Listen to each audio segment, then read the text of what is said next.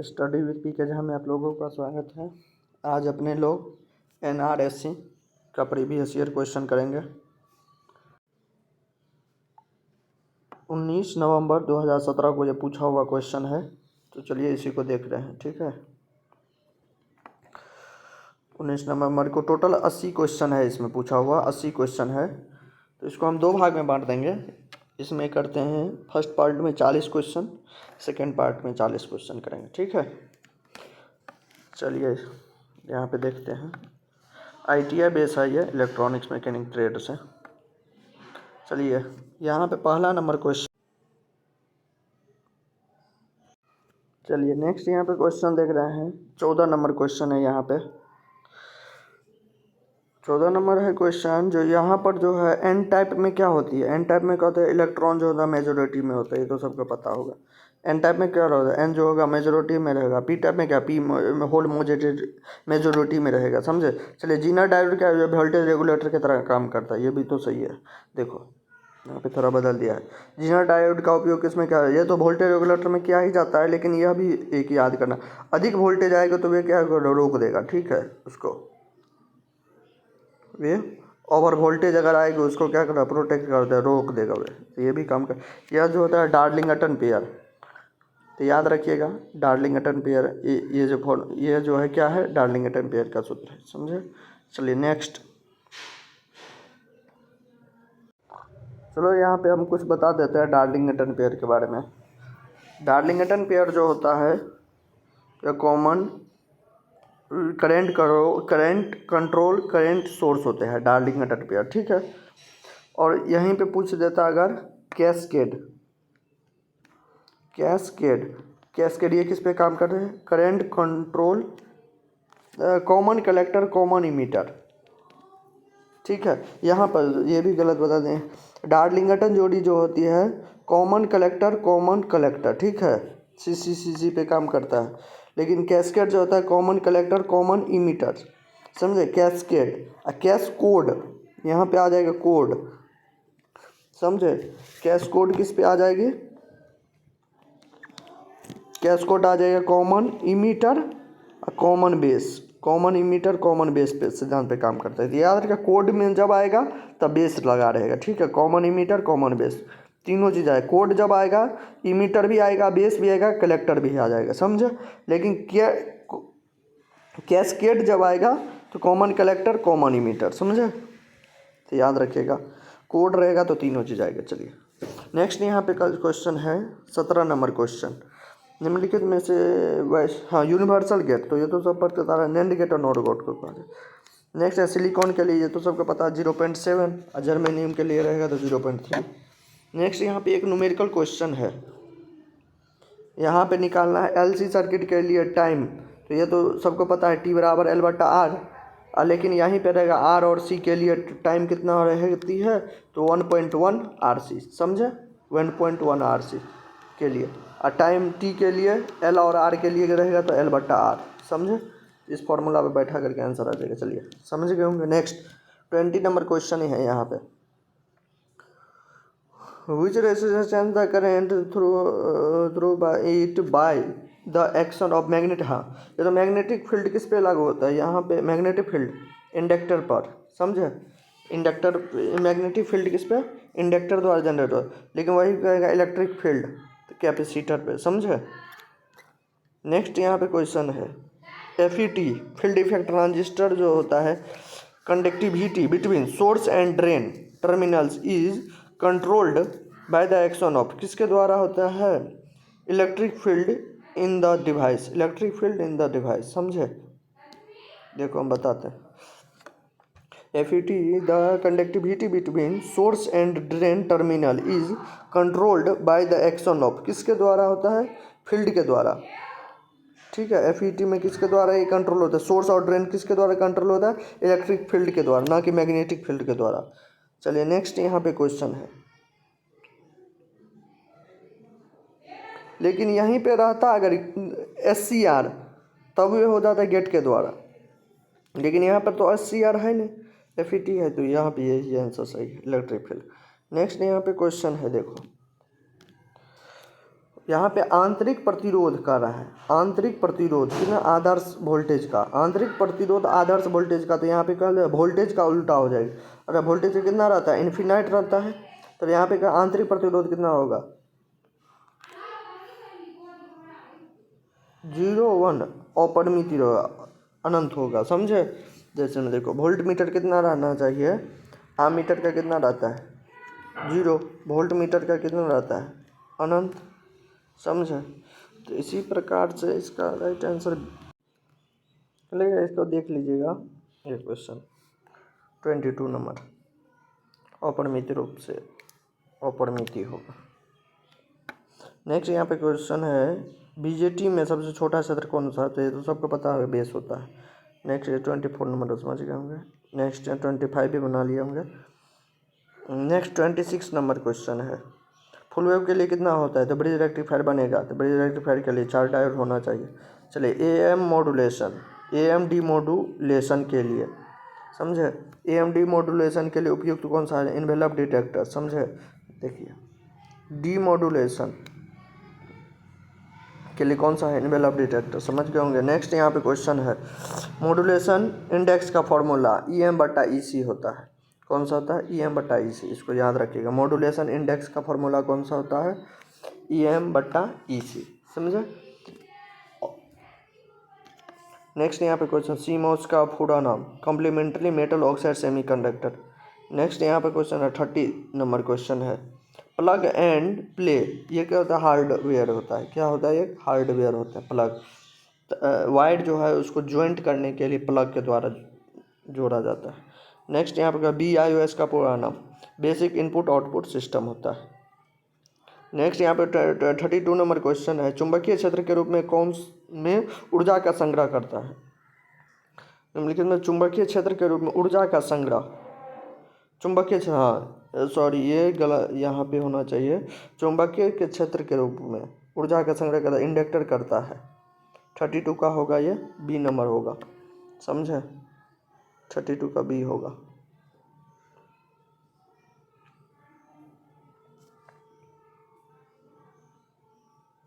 ठीक, 32 का बी होगा। चलिए 33 नंबर क्वेश्चन, 2 इनपुट XOR के लिए 4 इनपुट संयोजित कर, देखो XOR के लिए एक XOR तो बन जाएगा, ये एक XOR और, तो टोटल XOR कितना हो गया, 4 हो गया, सॉरी XOR तो वो ये हो गया, लेकिन इनपुट कितना हो गया, 4 हो गया है। तो वही कर रहे 4 इनपुट करने, आउटपुट कितना होगा, आउटपुट तो यही 2 प्राप्त होगा ना, एक इसका 2, समझ गए होंगे 2। नेक्स्ट यहाँ पे क्वेश्चन है 34 नंबर क्वेश्चन है, निम्न गेटों में से कौन सा गेट निम्न आउटपुट उत्पन्न करेगा जब कोई एक इनपुट निम्न होगा, तो यह होगा एंड गेट। अगर कोई एक निम्न है 0 1 1 0 1 1, ठीक है, अगर एक 0 है तब भी ये हाई देगा, ठीक है, एक 0 रहेगा तब भी हाई देगा, तो ये कौन सा होता है, एंड गेट का होता है ये सब। चलिए नेक्स्ट यहाँ पे क्वेश्चन है, एडर में, एडर के लिए सम आउटपुट कौन देगा, XOR देगा, ये सम, समझे, XOR क्या देगा, वे सम में देगा, ठीक है। जैसे में इसका सर्किट हम बना देते हैं। अच्छा फुल एडर है, फुल एडर के लिए बनाने में बहुत समय लग जाएगी, समझे। तो ये क्या होगा, XOR देगा, क्या XOR क्या देगा, XOR देगा सम वाला, और कैरी क्या देगा, और गेट क्या देगा, कैरी देगा, समझे। चलिए नेक्स्ट यहाँ पे क्वेश्चन देगा 36 नंबर क्वेश्चन है, 4:5 N1/N2 बराबर V1/V2, इसे आप डायरेक्ट निकाल लीजिएगा, समझे, इससे डायरेक्ट निकल जाएगा, ये फॉर्मूला है।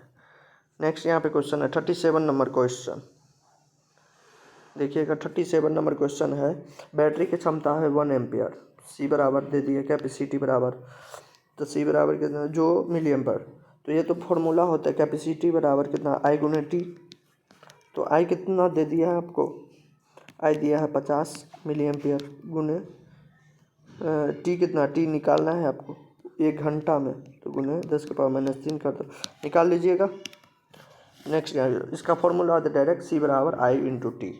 चलिए नेक्स्ट यहाँ पे क्वेश्चन है, ideal constant current sources, ideal constant current sources आंतरिक प्रतिरोध अपरिमित होना चाहिए। देखो यही क्वेश्चन था। आदर्श रूप से क्या होना चाहिए, आदर्श रूप से आइडियल करंट के लिए सोर्स, करंट सोर्स जहाँ पे सोर्स जोड़ दे, समझे, तो वहाँ पे क्या इन्फिनाइट हो जाने, करंट क्या होगा, इन्फिनाइट हो जाएगा आइडियल सोर्स, समझे। यही क्वेश्चन एक था, दिखा रहे, यही क्वेश्चन था 22 नंबर क्वेश्चन में प्रॉब्लम था, जो यहाँ पे सोर्स नहीं दिया गया है।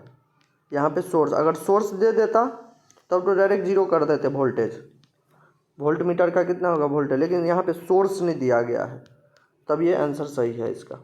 सोर्स अगर दे देता तब उल्टा हो जाता है, याद रखिएगा, सोर्स अगर दे देगा तो उल्टा हो जाएगा, सोर्स नहीं दिया है इसलिए, समझ गए। यहाँ पे देखिए, यहाँ पे क्या है, सोर्स दिया हुआ है, सोर्स, तो सोर्स दिया हो तो क्या होगा, यहाँ पे उल्टा हो जाएगा, समझे।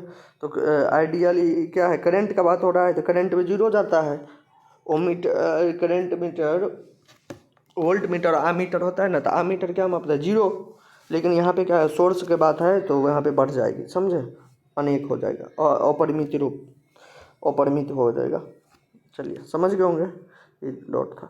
चलिए 39 नंबर क्वेश्चन यहाँ पे चलिएगा, किस जांच त्रुटि के लिए जांच की त्रुटि, हाँ पैरिटी चेक, पैरिटी चेक क्या काम करता है, पैरिटी चेक क्या काम करता है, बीट की त्रुटि को निकालता है, डी होगा। नेक्स्ट यहाँ पे क्वेश्चन है, यह तो डायरेक्ट फार्मूला पे बनेगा, कैपेसिटी कितना कैपेसिटी करेगा, तो कितना आवेश, क्यू बराबर 40 नंबर क्वेश्चन, क्यू बराबर होता है सी भी, ठीक है, सी भी, ठीक है, तो आवेश कितना आवेश करेगा स्टोर, तो क्यू बराबर सी भी होता है, तो इस पर डायरेक्ट आप बना लीजिएगा। नेक्स्ट यहाँ पे क्वेश्चन है 41, यहीं पे अगर बात हो जाता कितना एनर्जी रहता, तो 1/आवर, तो एनर्जी, तो कितना एनर्जी कैपेसिटी रहता, स्टोर कितना कर सकता था, ये रहता, तो ई बराबर हो जाता कितना 1/2 सी भी स्क्वायर, लेकिन यहाँ पे कह रहा है चार्ज निकालने के लिए, तो इसके लिए वे फॉर्मूला है क्यू बराबर सी भी, समझ गए ना। चलिए नेक्स्ट यहाँ पे क्वेश्चन है, यह तो सबको पता है, पी बराबर भी स्क्वायर बट्टा आर, तो आर का मान यहाँ पे पूछ रहा है, तो आर बराबर कितना हो जाएगा, तो आर बराबर होगा भी स्क्वायर बटा पी, अगर पी का मान कम रहेगी तो आर के मान ज़्यादा रहेगा, बस यहीं पे बना दिया गया। नेक्स्ट यहाँ पे क्वेश्चन है 42 नंबर क्वेश्चन, चलिए हम आगे बढ़ गए, ठीक है, बता देते पूरा क्वेश्चन, अच्छी क्वेश्चन, शॉर्ट में चल रहा है, परीक्षा नज़दीक है तो जल्दी जल्दी हो जाए। चलिए नेक्स्ट यहाँ पे 42 नंबर क्वेश्चन है, विच मेथड कैन यूज भी एब्सोल्यूट मीटर, एब्सोल्यूट मीटर में क्या मापा जाता है, एब्सोल्यूट मीटर जो होता है मीडियम रेसिस्टेंस मापता है, व्हीटस्टोन ब्रिज का, समझे। एब्सोल्यूट मीटर याद रखिएगा, रेसिस्टेंस मापा जाता है एब्सोल्यूट मीटर से, ठीक है, मीडियम रेसिस्टेंस। देखो 43 नंबर क्वेश्चन बहुत ही अच्छे से हम बताते हैं आपको, देखो यहाँ पे कितना होगा, देखो आर बराबर, यहाँ पे क्या निकालना है, आई निकालना है ना, तो ये I1, रुक जाओ, वोल्टेज ए और बी के बीच वोल्टेज कितना होगा ये, अच्छा इसमें 1 एम्पियर की करंट जाती है, यदि प्रवाह I1 1 एम्पियर है तो बिंदु इसमें केवल 1 एम्पियर जा रही है प्रवाह, तो बाबू वोल्टेज तो सब में समान जाएगी ना, तो V बराबर IR, तो इसमें I का मान कितना आ जाएगा, I का मान 1 एम्पियर, R का मान कितना है यहाँ पे 10 ओम, तो 10, अर्थात इसमें 10 वोल्टेज का है ये, ठीक है, तो यह भी कितना होगा, ये भी तो 10 वोल्टेज इसमें भी जाएगा, तो 10 वोल्ट V बराबर I का मान नहीं पता है इसमें, ठीक है, कोई दिक्कत नहीं, I2 लिख लो, और R का मान कितना है 5 है, तो इसमें I2 का मान कितना आ जाएगा 2 एम्पियर, इसमें कितना एम्पियर है 1 एम्पियर, तो ये दोनों मिल करके कितना होगा 3 एम्पियर यहाँ पे दे रहा है, तो समझ गए आप बात। तो आप डायरेक्ट निकाल सकते हो, अब आप डायरेक्ट निकाल लीजिएगा, टोटल आर का मान निकाल लो, टोटल आर कितना होगा, यहाँ पे 10 और 5 दिया है, तो निकाल लोगे, टोटल आर निकाल लीजिएगा, बस अब बन जाएगा आप, यही था डिफिकल्ट। चलिए नेक्स्ट यहाँ पे क्वेश्चन है 44 नंबर क्वेश्चन, एलसी सर्किट के लिए यहाँ पे है, तो आवृत्ति क्या होगा, इसका सूत्र डायरेक्ट एक्स 1/2 पाई FC, डायरेक्ट ये क्वेश्चन पे बैठा दीजिएगा, बन जाएगा आंसर, एफ बराबर कितना होगा 1/2 पाई एफ सी, समझे। नेक्स्ट, सुपर हेटेरोडाइनसिवर के लिए इनपुट आवृत्ति 12-15 तो एल ओ आवृत्ति क्या होगा, तो बस ये दोनों को एक बार जोड़ दीजिएगा और दोनों को एक बार घटा दीजिएगा तो आंसर आ जाएगा, ठीक है, एल ओ आवृत्ति। नेक्स्ट यहाँ पे क्वेश्चन है 46 नंबर क्वेश्चन है, क्या है, इनपुट इम्पीडेंस ऑफ द, ये सबको पता है, अपरिमित होगा। इनपुट क्या होगा, अपरिमित होगा, इन्फिनाइट होगा, लेकिन आउटपुट पूछेगा तो कितना होगा, 0 होगा, ठीक है। चलिए नेक्स्ट यहाँ पे ये भी एक कैरेक्टरिस्टिक पूछ रहा है किसका, ओम का, ओम के नियम का, सही है, ये बी होगा राइट। नेक्स्ट यहाँ पे क्वेश्चन AWG में देखो ये क्वेश्चन, AWG में क्या रहेगा, तार का मोटाई जितना कम होगा, तार का मोटाई जितना कम, सॉरी AW जितना कम होगा, AWG जितना कम रहेगा मोटाई उतना ज़्यादा रहेगा, याद रखना। AWG जितना कम होगा मोटाई उसका, तार का मोटाई और ज़्यादा रहेगा। तो AWG क्या नाम पड़ जाता है, व्यास, सही है। यहाँ पे क्वेश्चन है 49 number question, photo diode reverse bias पे काम करता है, हाँ, ये लाइट को इलेक्ट्रिकल में बदल देता है, तो ये याद रखिएगा ये नंबर। नेक्स्ट यहाँ पे क्वेश्चन है 50 नंबर क्वेश्चन है 50,000, हाँ ये क्वेश्चन बड़ी लाजवाब है, इसको देखिएगा आप लोग। देखो यहाँ पर निकालना क्या है, पहले सो देख लीजिए, what is the peak value of current, peak value of current, तो करेंट का पीक वैल्यू क्या होता है, वोल्टेज है पीक में बट्टा में जेड की वैल्यू चाहिए, तो जेड का वैल्यू तो अपने लोगों को दे दिया गया है ना, जेड का वैल्यू तो यहाँ पे 1 इम्पीडेंस दे दिया 1 किलो एच जेड, 1 किलो, तो 1 किलो हम लिख लेते पहले। तो वोल्टेज निकालो पहले, पीक वोल्टेज बराबर एक फार्मूला होता है क्या, पीक वोल्टेज बराबर क्या होगा, VM, पीक वोल्टेज कितना होगा, VM गुने √2, तो VM का मान कितना है यहाँ पे दिया 240 √2, तो ये क्या होगा पीक वोल्टेज, तो पीक वोल्टेज कितना होगा 240 √2, बस इसको हल कर लोगे तो आ जाएगा आंसर, 240 √2 बट्टा 1 किलो है, बस समझ के बाद। नेक्स्ट यहाँ पे क्वेश्चन है 51 नंबर क्वेश्चन है, अरे भैया ये साइन वेव, ये सब sine wave, triangular wave, square wave किस में जाता है, फंक्शन जनरेशन में देखा जाता है। नेक्स्ट यहाँ पे क्वेश्चन 52 नंबर क्वेश्चन है, इंडक्टिव रिएक्टेंस और प्रतिरोध के अनुपात को क्या कहते हैं, क्वालिटी फैक्टर बड़ा क्या कहते हैं, XL/R। एक और क्वालिटी फैक्टर Q बराबर पूछेगा तो F/बैंड बैंडविड्थ, ये भी याद रखिएगा।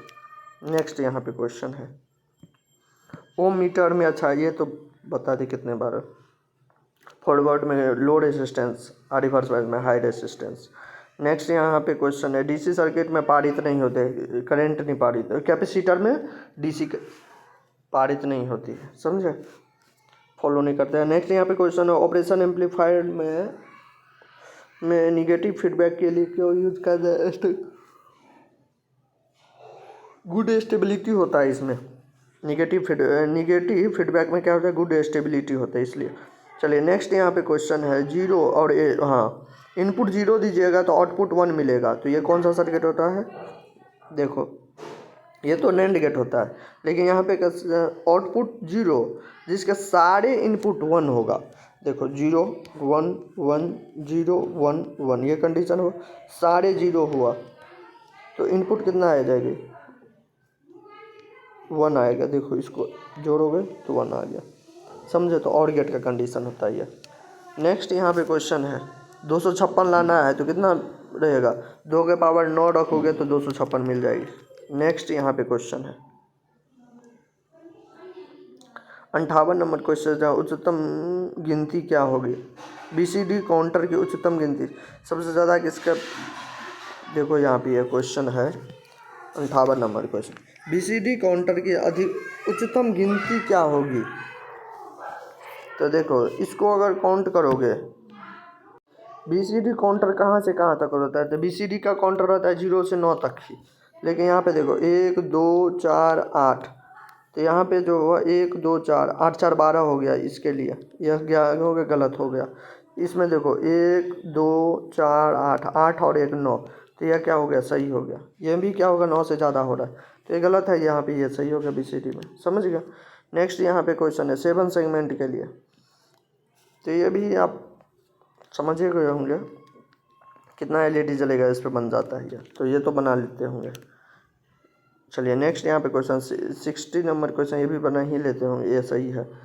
नेक्स्ट यहाँ पे ये तो फॉर्मूला लगा है 61 में, ये बना लीजिएगा। नेक्स्ट यहाँ पे क्वेश्चन 62 नंबर लोकल FM के लिए 62 नंबर क्वेश्चन है। लोकल FM रेडियो फ्रीक्वेंसी विच बैंडविड्थ कितना होगा लोकल FM के लिए? VHF वेरी हाई फ्रीक्वेंसी होगा, समझे। FM रेडियो के लिए कितना होगा, VHF, याद रखिएगा। नेक्स्ट यहाँ पे दो कंप्यूटर को जोड़ने के लिए किसका यूज किया जाता है, राउटर का यूज किया जाता है। नेक्स्ट यहाँ पे क्वेश्चन है कुंजी के लिए कॉपी करने के Ctrl+C 8051 कितना होती है, 8 बिट होती है। देखो 8051 के बारे में और कुछ बता देते हैं हम आपको। यह क्या होती है 8051 में, देखो